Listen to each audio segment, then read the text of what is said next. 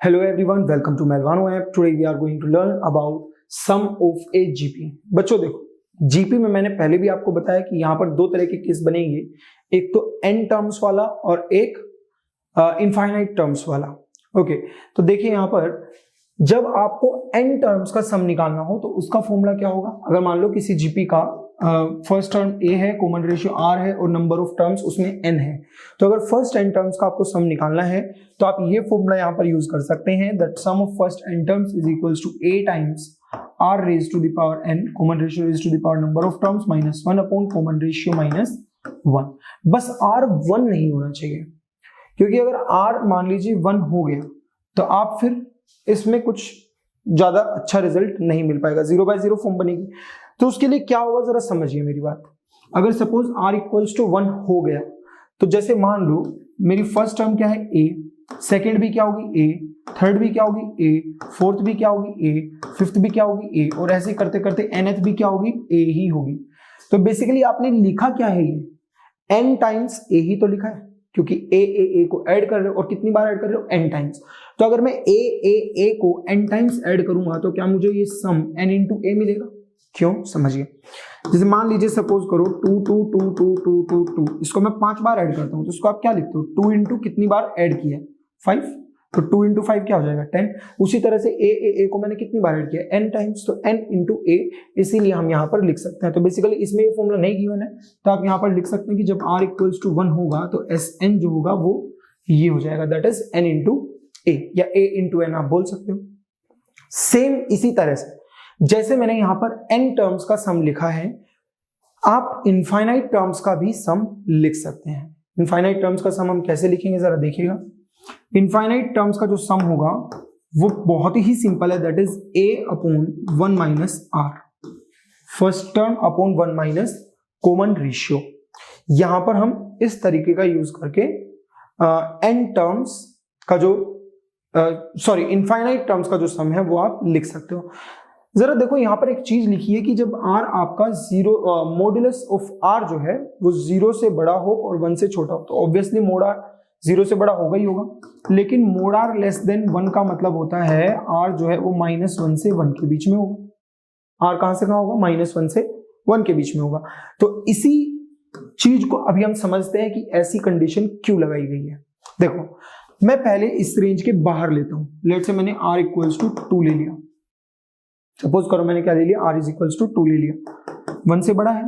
तो अगर मैं फर्स्ट टर्म को 2 ही ले लूं तो 2 2 4, 2 8, 2 16, 2 32, 2 64, आप ध्यान से देखो ये टर्म्स बढ़ती जा रही है, ये टर्म्स बढ़ती जा रही है। मतलब एक टाइम ऐसा आएगा कि बहुत बड़ी नंबर होगी जिसको आप इनफाइनाइट बोल दोगे, समझ रहे हो। तो जब इतनी बड़ी बड़ी टर्म्स को ऐसे हम बढ़ती हुई सीरीज को अगर ऐड करेंगे तो कोई सम निकलेगा ही नहीं, आपके पास फाइनाइट सम नहीं आएगा, इनफाइनाइट हो जाएगा।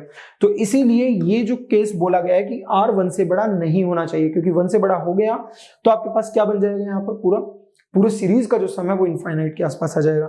सिमिलरली अगर हम r इक्वल्स टू -2 भी ले लें तो 2 -4 फिर 8 फिर -16 फिर 32 फिर -64 और ऐसे करते करते यहां पर भी आप देख सकते हैं कि आपके पास कुछ फाइनाइट सम नहीं मिलने वाला है।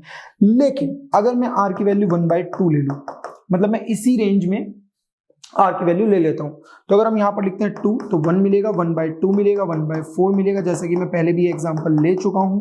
मैंने आपको क्या बोला था, आप देखो डिनोमिनेटर बढ़ता जा रहा है, बढ़ रहा है कि नहीं बढ़ रहा है, 128 256 डिनोमिनेटर बढ़ता जाएगा। एक टर्म ऐसा आएगा नीचे 10 टर्म्स आने, 10 डिजिट्स आने लगेंगी, 20 डिजिट्स आने लगेंगी, 100 डिजिट्स आने लगेंगी, जब आप 2 से डिवाइड करते ही जाओगे। तो इसका मतलब एक टाइम ऐसा आएगा कि कहीं ना कहीं जाके ऑलमोस्ट 0 को अप्रोच करेगा, ठीक है। तो 0 से इधर इधर को आप इजीली ऐड कर सकते हो और एक फाइनाइट रिजल्ट आ सकता है। तो वो जो फाइनाइट रिजल्ट आएगा वो ये आएगा। तो कभी भी आपको इनफाइनाइट टर्म्स का सम निकालना हो तो आप simply a upon 1 minus r का फॉर्मूला लगाएंगे और आपको इनफाइनाइट टर्म्स का सम जो है वो वहां पर मिल जाएगा। तो इस तरीके से हम लोग जो है फर्स्ट टर्म और कॉमन रेशियो का यूज कर सकते हैं। Okay, to find out the sum of n terms of a GP and find out the sum of infinite terms of a GP. एक क्वेश्चन सिंपल सा हम लोग यहां पर देख लेते हैं, क्या बोला गया है। Determine the number of terms in a GP if a1 equals to 3, an equals to 96 and sn equals to 189। आपको तीन चीजें यहां पर दी हैं। क्या? A1 को मैं A ही लिख लेता हूं सिंपली। AN जो होगा वो 96 है। इसका मतलब ये AN का मतलब क्या है? अगर मैं GP का अगर कॉमन रेशियो लेट से R में मान लेता हूं, क्योंकि कॉमन रेशियो के बारे में मेरे को कुछ नहीं बोला गया है, हमें सिर्फ नंबर ऑफ टर्म्स बतानी है। तो कॉमन रेशियो अगर हम R मान ले तो AN को आप क्या लिखोगे? A into R power n-1 ये तो लिखोगे इज इक्वल्स टू 96। A की वैल्यू है 3, तो 3 टाइम्स R पावर n। इसको R पावर n-1 को R power n upon R भी लिखा जा सकता है कि नहीं? बिल्कुल लिख सकते हैं। Is equals to 96। 3 से दोनों तरफ डिवाइड लगा दो तो R power n upon R कितना बन जाएगा यहाँ पर? Is equals to 32। तो R पावर n कितना बन जाएगा यहाँ से? 32R। ये आ गई हमारे पास R raise to the power n की वैल्यू, दैट इज 32R। अब दूसरी चीज हमें क्या गिवन है? दूसरा हमें बोला गया कि Sn is equals to 189। Sn कितना दिया हुआ है हमें? 189। Sn को आप क्या लिखोगे? A into R power n-1 upon R-1 is equals to 189।